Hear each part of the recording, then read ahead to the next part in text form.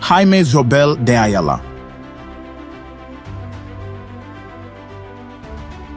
Si Jaime Zobel de Ayala ay ipinanganak sa yaman, pero alam niyang walang saysay ang kayamanan kung walang layunin.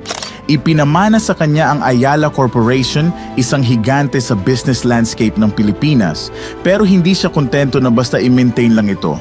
Gusto niyang baguhin at paunlarin pa ang business. Sa kanyang pamumuno, pinalawak niya ang Ayala Corporation sa iba't ibang industriya, kabilang ang telecommunications, banking at real estate. Pero hindi lang ito tungkol sa kita.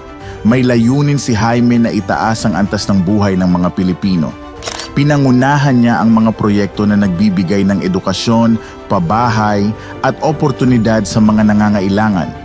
Hindi naging madali ang kanyang daan. Nariyan ang mga economic crisis at political upheavals na muntik nang sumira sa kanyang mga plano. Pero sa kanyang dedikasyon, ginawang oportunidad ni Jaime ang mga hamon.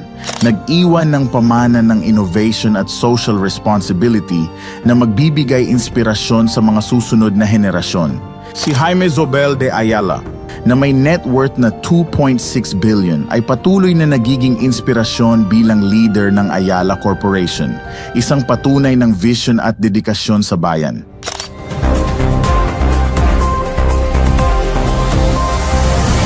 Business Class TV, where ideas meet opportunity. For more updates, please follow all social media of Business Class TV.